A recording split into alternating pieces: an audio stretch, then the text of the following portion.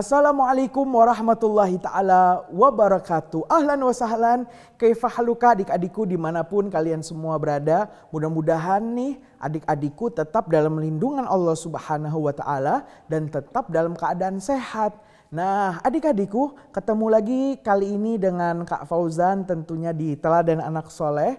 Fa insya Allah selama 1 kali 30 menit ke depan Kak Fauzan akan menceritakan tentang kelanjutan kisah Nabi Adam alaihissalam setelah diturunkan oleh Allah subhanahu wa ta'ala ke muka bumi.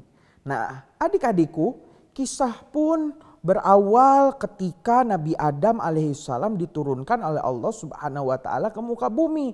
Di mana Nabi Adam diturunkan oleh Allah di negeri India dan Siti Hawa Allah turunkan di negara Arab, tepatnya di kota Jeddah. Di mana setelah sekian lama saling mencari, melewati bebukitan, maka bertemulah Nabi Adam dan Siti Hawa di suatu tempat bernama Padang Arafah. Nah adik-adikku, di tempat Padang Arafah itu pertemuan berlangsung di sebuah bukit bernama Bukit Rahmah, Jabal Rahmah atau Bukit Kasih Sayang. Adik-adikku, perlu diketahui bahwasanya ketika Nabi Adam alaihissalam turun ke muka bumi dan juga Siti Hawa sesungguhnya telah mengandung dan telah hamil, dalam keadaan hamil turun ke bumi. Di mana hamilnya tadi pun kian hari kian membesar dan tiba saja Siti Hawa radhiyallahu anha melahirkan bukan hanya 1 orang anak tetapi langsung 2 anak kembar. Maka begitulah takdir Allah subhanahu wa ta'ala menjadikan ibu kita, nenek moyang kita Siti Hawa selalu hamil dan selalu melahirkan kembar. Lahiran yang pertama, Siti Hawa melahirkan seorang putra dan juga seorang putri yang kembar. Putra pertama Nabi Adam bernama Qabil dan putrinya bernama Iklima. Qabil dan Iklima adalah seorang putra dan putri Nabi Adam yang sangat cantik nih adik-adik dan juga sangat ganteng. Karena mungkin Siti Hawa telah banyak memakan makanan-makanan sorga. Yang mana semua makanan sorga adalah makanan yang sehat-sehat, penuh vitamin dan makanan yang sangat baik yang disediakan Allah subhanahu wa ta'ala. Sehingga pantas putra dan putri Nabi Adam alaihissalam yang pertama adalah putra putri yang sangat ganteng dan sangat cantik. Tidak lama dari situ nih adik-adik, Siti Hawa pun hamil kembali dan melahirkan putra dan putri kembar yang diberi nama Habil dan Labudha. Yang mana sayang sekali nih adik-adik, Habil tidak terlalu ganteng seperti gantengnya Qabil dan Labudha juga tidak terlalu cantik seperti cantiknya Iklima. Tetapi setelah mereka beranjak dewasa, di mana Qabil selalu bekerja dengan menernakan hewan kambingnya dan juga Habil yang selalu bertani dan berkebun. Setelah dewasa, Nabi Adam alaihi salam diperintahkan oleh Allah subhanahu wa ta'ala untuk menikahkan putra-putrinya. Tetapi bagaimana lagi? Menikah dengan tetangga tidak mungkin karena zaman itu tidak ada tetangga, tidak ada orang lain, hanya ada anak-anak dan putra-putri Nabi Adam alaihissalam. Maka syariat mengharuskan mereka untuk menikahi kakak kandung mereka dan juga adik kandung mereka sendiri. Tetapi begitulah syariat Nabi Adam alaihissalam, walaupun boleh menikahi saudara kandung, tetapi semuanya diatur oleh syariat Islam, syariatnya Allah subhanahu wa ta'ala. Qabil tidak bisa menikahi saudari kandungnya yaitu Iklima. Dan Habil juga tidak bisa menikahi Labudha sebagai saudari kembarnya. Tetapi syariat mengatakan harus menikahi kakak adik yang bukan kembarannya. Maka Qabil harus menikahi Labudha yang buruk rupa dan Habil yang tidak terlalu ganteng harus menikahi wanita yang tercantik yang yaitu Iklima. Nah adik-adikku, Tapi begitulah sebagaimana kisah yang lalu di mana iblis laknatullah alaih berjanji kepada Allah Subhanahu wa taala bahwasanya nih adik-adik, iblis akan selalu mengganggu anak cucu Adam.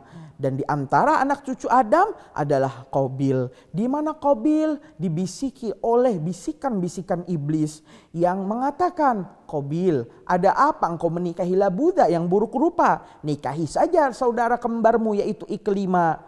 Dan begitulah bisikan-bisikan tadi dibisikkan oleh iblis laknatullah alaih kepada Qabil sebagai putra Nabi Adam alaihi salam. Nah, adik-adikku, setelah itu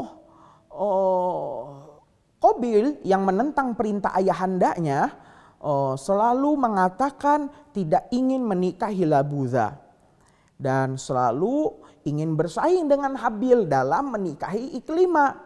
Maka dari situ Nabi Adam alaihissalam mendapat petunjuk dari Allah Subhanahu wa taala, di mana Allah memerintahkan kepada Nabi Adam nih adik-adik bahwasanya Qabil yang seorang petani ya dan Habil yang seorang peternak harus mengorbankan masing-masing dari hasil pekerjaannya tersebut.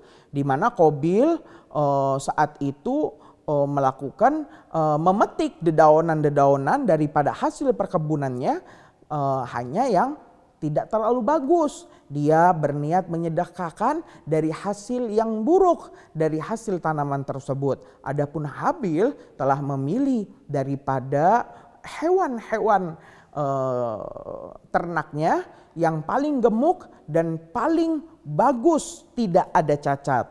Maka kedua kurban tadi, dari Qabil berupa tanaman yang hampir busuk dan juga dari Habil berupa biri-biri yang sangat gemuk, ditaruh di atas pegunungan. Tiba saja mereka mendapat isyarat dari Nabi Adam alaihissalam apakah korban dari kedua anaknya ini diterima oleh Allah Subhanahu wa taala. Tiba saja nih adik-adik, terlihat ada sambaran kilat petir dari atas langit yang menghanguskan salah satu dari korban tadi. Pun saat itu biri-biri yang sangat gemuk hasil dari korban Habil disambar oleh petir yang sangat dahsyat sehingga hilanglah kambing tersebut dari hadapan Nabi Adam alaihissalam.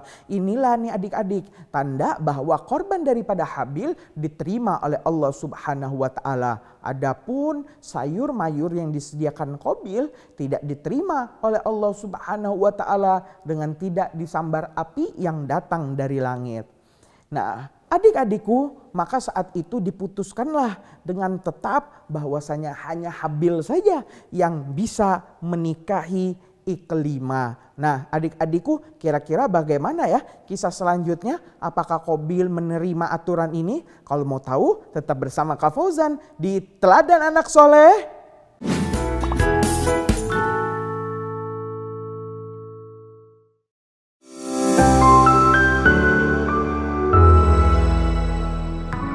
Pilihan tepat untuk lengkapi kebutuhan rumah tangga. Toko elektronik Alfa Marwah. Kami menyediakan berbagai perlengkapan elektronik untuk kenyamanan rumah Anda. Kipas angin, AC, televisi, aneka tipe kulkas sesuai kebutuhan. Tidak hanya itu, kami juga menghadirkan pilihan terbaik untuk spring bed, kasur busa, dan permadani. Selain elektronik dan perlengkapan rumah, kami juga menyediakan pilihan transportasi praktis seperti sepeda anak, sepeda dewasa, hingga sepeda listrik. Dan masih banyak produk lainnya yang bisa Anda temukan langsung di toko kami. Kunjungi toko elektronik Alfa Marwah di Jalan Raya Jangga, Cibereng, Kecamatan Terisi, Kabupaten Indramayu. Info lebih lanjut hubungi 085 38 5555 080.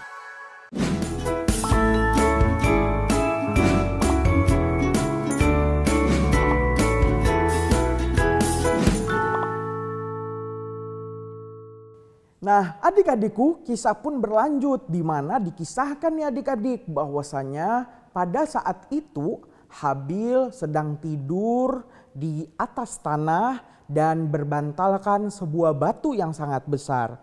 Ketika Habil sedang tidur, tiba saja datang Qabil nih.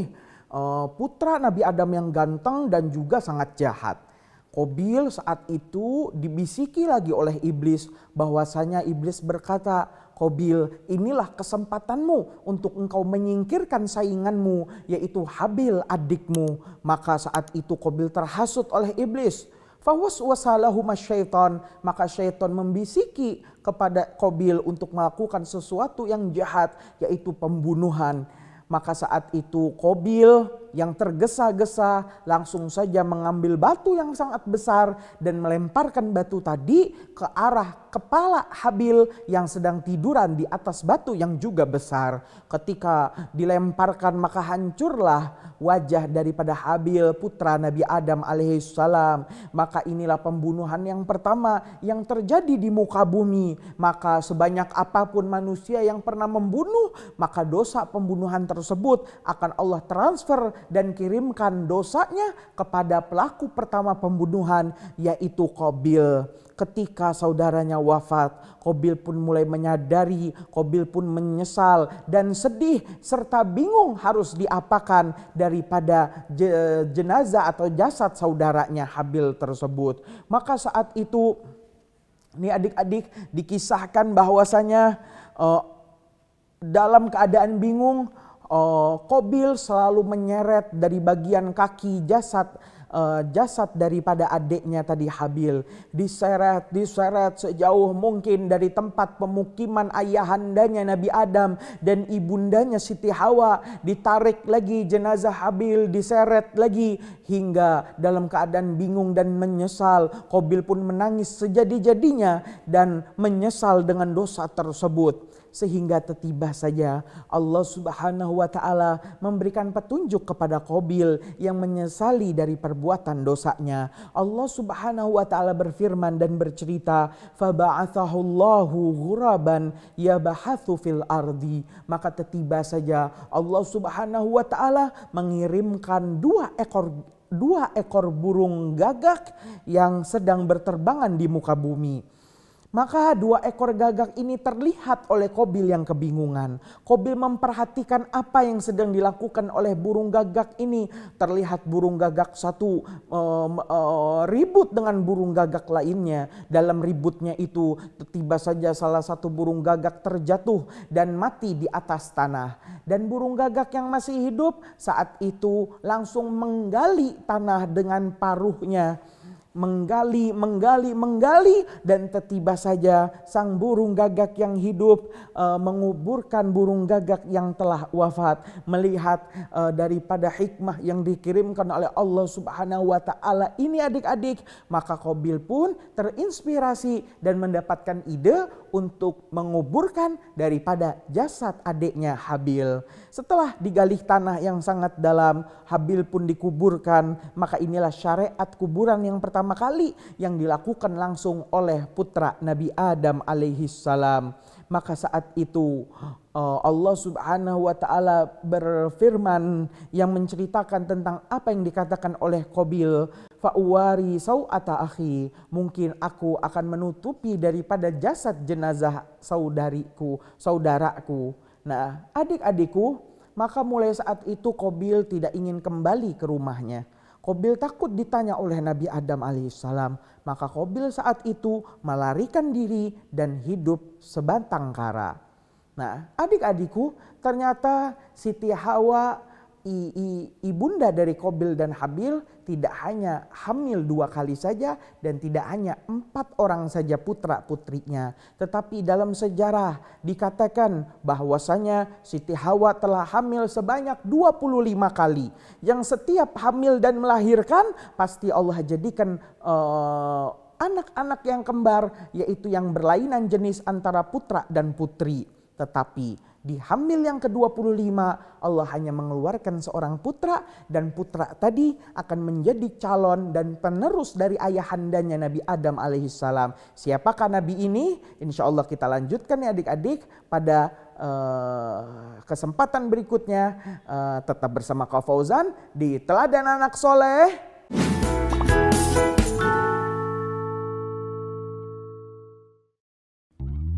Beli furnitur full bahan jati? Ada. Furnitur bahan impor? Ada. Perlengkapan furnitur pernikahan? Banyak. Beli perlengkapan elektronik? Banyak. Beli sepeda dewasa dan anak? Lengkap. Gratis tanpa ongkos kirim wilayah 3. Cirebon, Indramayu, Kuningan, dan Majalengka. Harga terjangkau, kualitas terbaik. Juga tersedia pabrik es kristal bagi Anda yang ingin usaha es. Belanjakan kebutuhan Anda di Agung Jaya Putra Furnitur, Jalan Raya Bunut, nomor 1, Karadenan, Cirebon. Atau hubungi kami sekarang 0813 2402 6644. Sekali lagi 0813 2402 6644. Agung Jaya Putra Furnitur. Belanja Anda bernilai pahala jariah.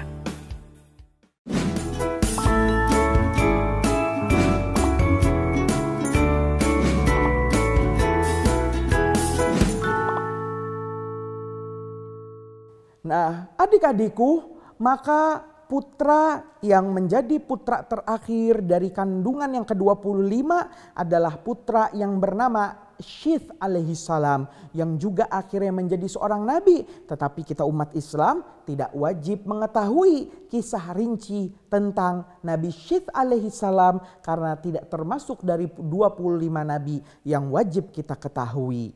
Dan Nabi Syith juga namanya tidak disebutkan nih adik-adikku di dalam Al-Quranul Karim. Disebutkan dalam sejarah Nabi Syith mewarisi daripada kenabian daripada Nabi Adam alaihissalam dan juga kerasulannya.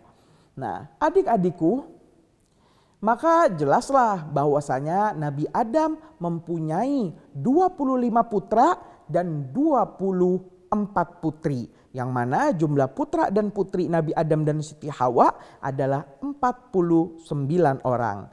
Nah, adik-adikku, saat itu tiba saja dikisahkan bahwasanya iblis laknatullah alaih yang telah lama terusir dari sorga, iblis mendatangi Nabi Musa alaihi salam. Tiba saja dikisahkan iblis berkata kepada Nabi Musa, "Ya Musa, mengapa aku iblis diusir oleh Allah Subhanahu wa taala dari sorga? Aku berdosa dan aku masih saat ini tidak diampuni serta tidak diterima tobatnya oleh Allah Subhanahu wa taala. Aku Azazil, aku iblis juga ingin diterima tobatnya oleh Allah Subhanahu wa taala. Kalau begitu Musa, mintalah kepada Allah agar Allah menerima taubatku iblis." Maka saat itu Nabi Musa berdoa kepada Allah Subhanahu wa taala meminta solusi dari permasalahan ini, sehingga dijawab oleh Allah Subhanahu wa taala melalui Nabi Musa yang berkata kepada iblis, "Wahai iblis," kata Nabi Musa,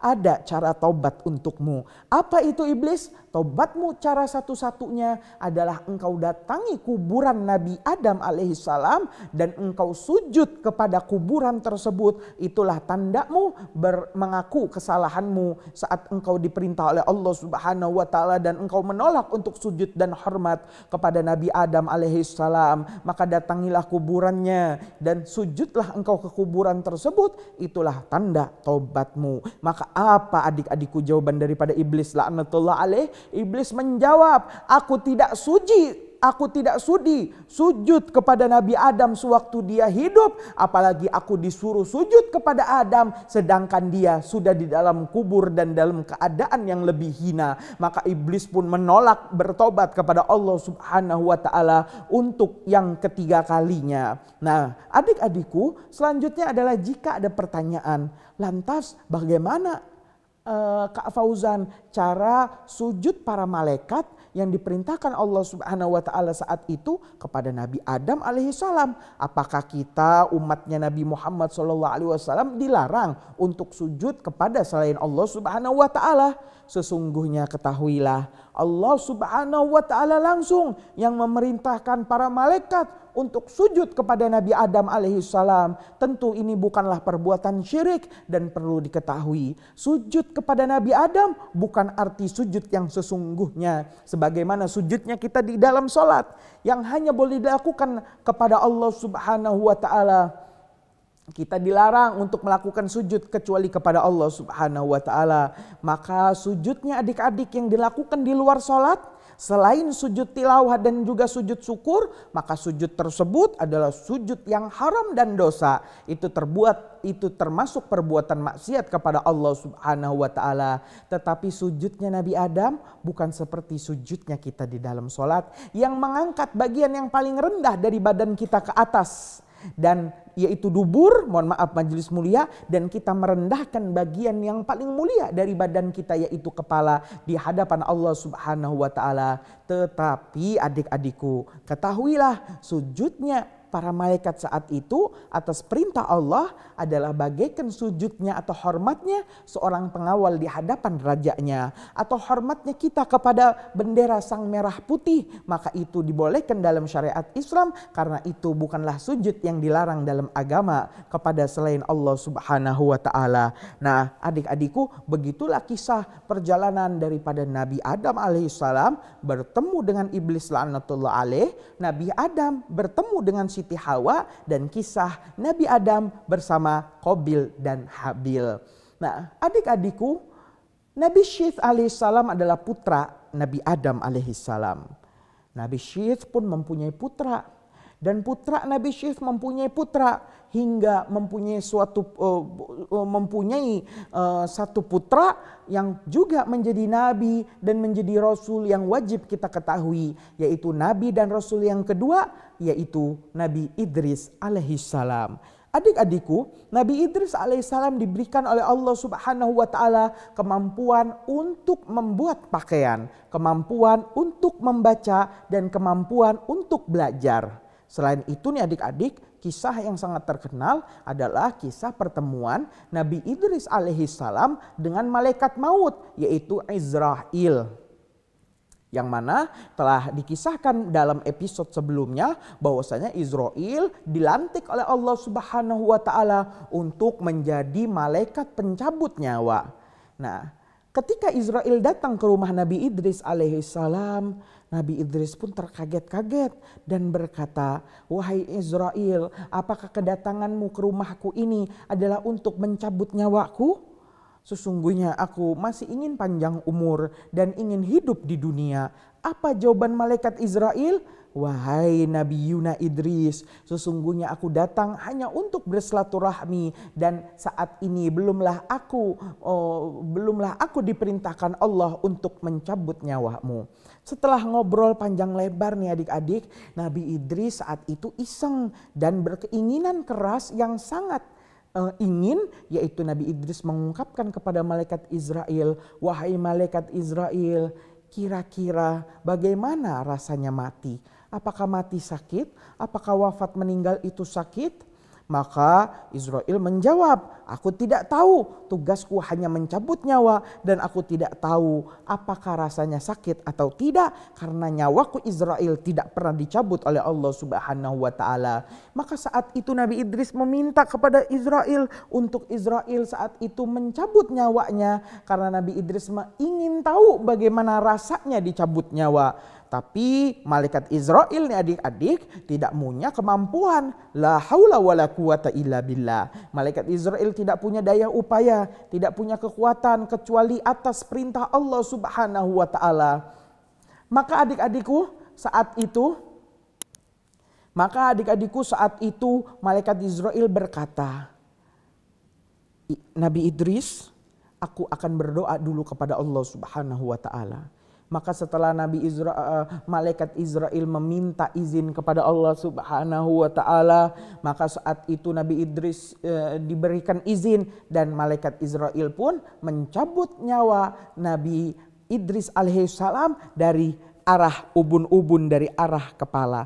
Ketika dicabut nyawanya dan dimasukkan kembali nyawa Nabi Idris alaihissalam, Nabi Idris pun langsung tergesa-gesa, mukanya merah, menangis dengan sedihnya karena merasakan sakitnya dicabut nyawanya.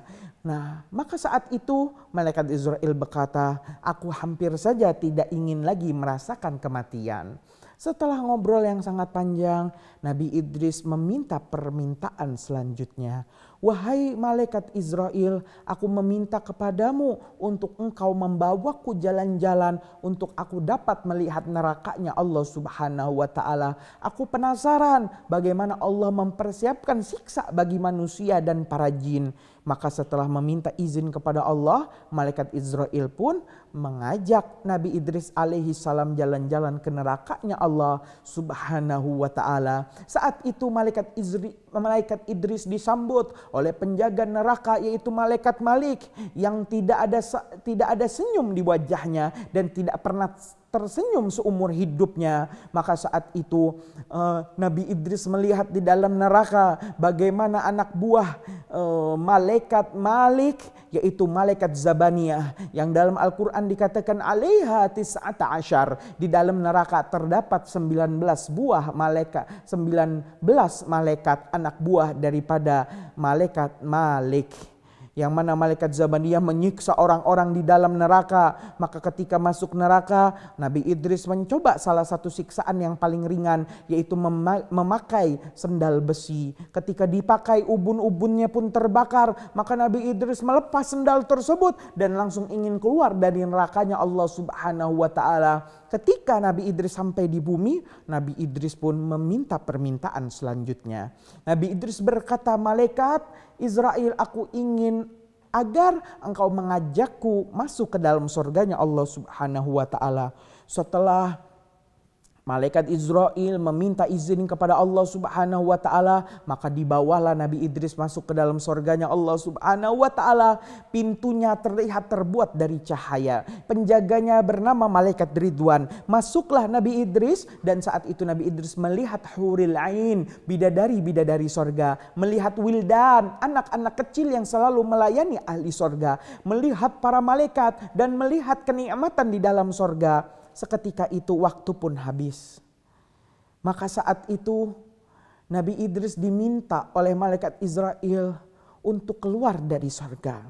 Ketika Nabi Idris keluar, Nabi Idris melupakan kedua sendalnya.